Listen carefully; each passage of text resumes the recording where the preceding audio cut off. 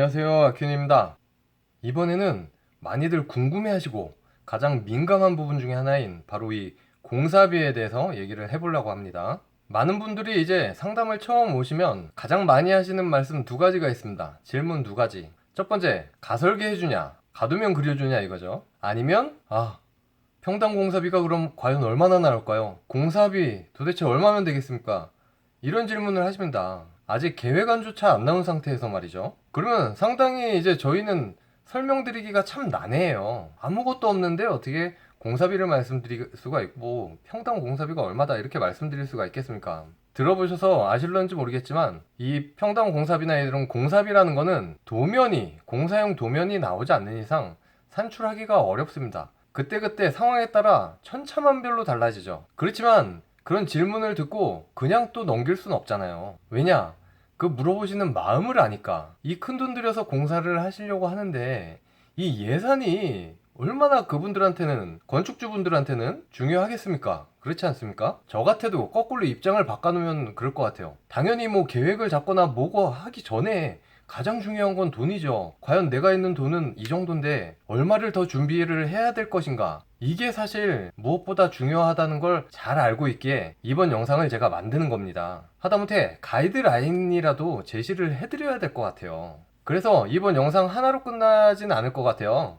뭐 3개 내지 4개 영상이 쭉 될 수는 있을 것 같은데 물론 그 사이사이에 다른 영상이 들어갈 수도 있지만요. 아무튼 그 4개의 영상에서 제가 쭉 여러 가지로 뭐 평당 공사비에 대해서 알아야 될 것들을 제가 말씀을 드릴 거고 마지막 시간에는 확실하게 예를 들어드려야 될 거 아니에요? 그래서 쉽게 이해가 가시게끔 저희 프로젝트들 있죠. 저희 프로젝트들을 보여드리면서 얘는 평당 공사비가 얼마 나왔습니다. 이 정도 건물은 얼마 나옵니다. 얼마 나왔습니다. 쭉쭉 알려드릴 거예요. 그래야지 저 건물을 짓는 데는 요 정도가 필요하겠구나 라고 감은 잡으실 것 같아요. 하지만 또 그렇게 평당 공사비에 감은 잡고 계시면서 또 분명히 알고는 계셔야 될 것들이 있어요. 그 공사비에서 제외되는 항목이라든지 아니면 어떤 또 요인이나 어떤 이유에서 또 공사비가 또 이렇게 천차만별로 달라질 수가 있는지 그 내용은 분명히 알고 가시라고 그 내용도 한 셋째 영상쯤에서 알려드리겠습니다. 그러니까 이 공사비 시리즈는 많이들 궁금하신 만큼 쭉 지켜봐 주세요. 최대한 빨리빨리 만들어서 올리겠습니다. 그래서 오늘 첫 번째 시간에 설명드릴 것은 또 많은 분들이 오셔서 이렇게 말씀들을 해요. 그럼 저희 건물은 굉장히 규모가 작으니까 그럼 평당 공사비도 싸지나요? 이렇게들 많이 물어보셔요. 근데 사실 아니거든요. 오히려 반대예요. 평당 공사비는 더 비싸져요. 전체 공사비는 당연히 줄겠죠. 건물이 작아질수록 줄겠지만 이 평당 공사비는 주는 게 아닙니다. 그렇다고 유지가 되는 것도 아니고요. 오히려 건물이 작아질수록 평당 공사비는 커지게 돼 있습니다. 그 이해가 안 가시죠? 그러면 요새 건물을 짓는다. 그러면 저희가 대략적으로 말씀드리길 뭐 용도에 따라 좀 다르겠지만 평당 한 500에서 600만 원 정도는 잡으셔야 됩니다. 이렇게 말씀은 드리거든요. 근데 이게 만약에 작아지면 훨씬 더 비싸지는 게 지금 최근에 제가 삼성동 근린생활시설 영상을 연재하고 있잖아요. 그 건물은 연면적이 100평밖에 안 된다 그랬어요. 땅도 작고요. 그렇지만 그 건물의 공사비는 평당으로 따졌을 때 1000만 원이 넘어가요. 어마어마하죠. 어차피 건물이 크든 작든 평당 공사비는 같거나 왠지 또 건물이 작아질수록 평당 공사비도 작아져야 될 것 같은데 전혀 그렇지 않은 이유를 지금 그림으로써 간략하게 설명을 드리겠습니다. 자, 공사비 1부고요. 규모가 작을수록 평당 공사비가 올라가는 이유에 대해서 그림 설명을 간단하게 드릴게요. 자, 먼저 이렇게 두 건물이 있다고 생각을 해볼게요. 이게 절대적이지 않고 이해가 일단 편하게 가시라고 설명을 드리는 거예요. 요런 형태의 건물 두 개가 있다고 생각해 보세요. 그랬을 때 각각 평당 공사비를 볼게요. 굉장히 이해하기 쉽게 요 하나의 건물, 요 큐브박스 하나가 한 평이라고 생각을 해볼게요. 그럼 얘는 4평입니다. 그리고 이 모든 면 있죠. 바닥, 지붕, 그리고 뺑 둘러서 벽체 4개. 요거의 공사비가 각각 1원씩이라고 생각을 해볼게요. 얘도 1원, 얘도 1원, 얘도 1원. 저 뒤에 안 보이지만 바닥면도 1원, 다 1원이라고 해볼게요. 그러면 정육면체니까 6원이 들 거예요. 그쵸? 위아래 하나씩에다가 4면이 있죠. 반면에 얘를 생각해 볼게요. 똑같은 4평이지만 요 1원씩이라고 다 보는 거죠. 요 면들을. 벽체도 1원, 숨겨진 부분까지 뒤쪽 안 보이는 부분 아래까지 싹 다요. 지금 위쪽에 이제 내면이 있으니까 일단 사원이고, 그리고 옆면은 지금 보이는 게 내면 있고 저 뒤쪽에 안 보이는 게 또 내면이 있죠. 그러면 8원이에요. 그 다음 아랫면은 윗면하고 똑같으니까 또 아래쪽에 4원. 그럼 다 더하면 16원이에요, 얘는 공사비가. 그러면 쉽게 공사비를 따지면 얘는 말 그대로 평당 6원인 거고, 얘는 4평에 16원이니까 16 나누기 4 하면 4원이잖아요. 평당 공사비가 4원.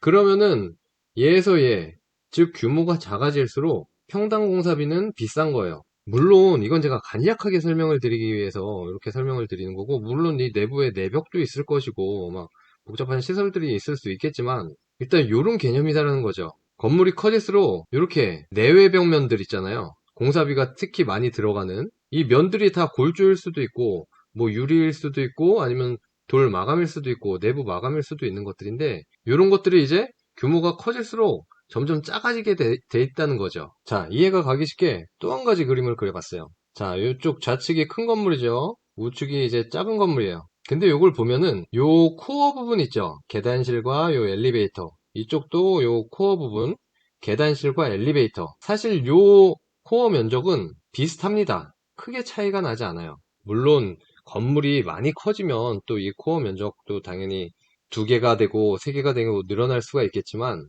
그냥 이해가 쉽게 예를 든 겁니다. 지금 이렇게 있을 때 이쪽은 전용 면적이 굉장히 크죠. 이쪽은 전용 면적이 작고 코어는 비슷하다고 볼 수가 있어요. 근데 사실 건물에서 돈이 많이 들어가는, 공사비가 많이 들어가는 부분은 요 전용 면적보단 요 코어 부분이라고 할 수도 있겠죠. 왜냐하면 요 엘리베이터 굉장히 면적에 비해 비싼 거예요. 엘리베이터 웬만한 근생 건물에 한 대 설치하려면 뭐 5천만 원씩 들고 하니까, 엘리베이터 있죠. 요런 계단 부분 골조도 이런데 튼튼하게 막 구조체이다 보니까 벽체도 300씩 300두께씩 할 때도 있고, 그러다 보면 골조 비용도 많이 들어가죠.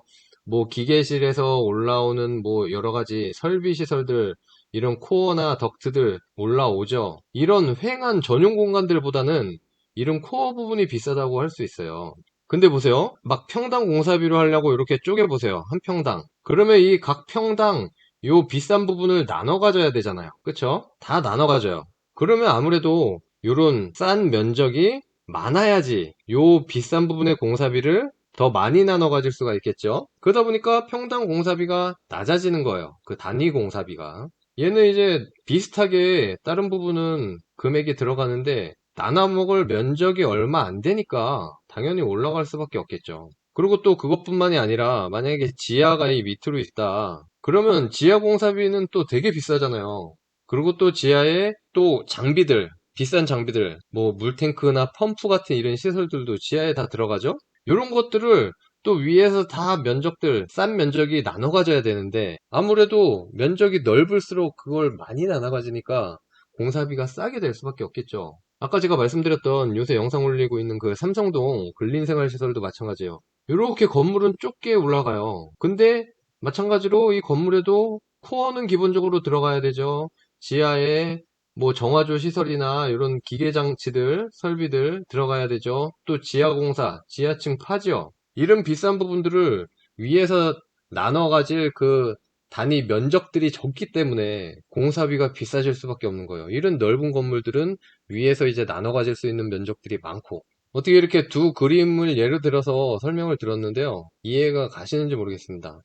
제가 이해를 시켜드리기 위해 생각을 많이 했는데 제 머리로는 이 두 그림의 예시밖에 아직 떠오르지가 않아가지고 일단 이렇게라도 설명을 드려봤어요. 그렇기 때문에 내 건물이 작다 그래서 무작정 공사비가 싸지는 게 아니고, 또는 이제 평당 공사비가 내려가는 게 아니고, 기본적인 공사비는 어느 정도 들어간다 라는 개념을 가지고 가시라고 이렇게 설명을 해 드리는 거예요. 네, 오늘은 여기까지고요. 다음 시간에 계속 그 공사비에 관한 영상들, 그러니까 건축 공사비죠. 그 영상들 쭉 계속 만들어 보겠습니다. 감사합니다.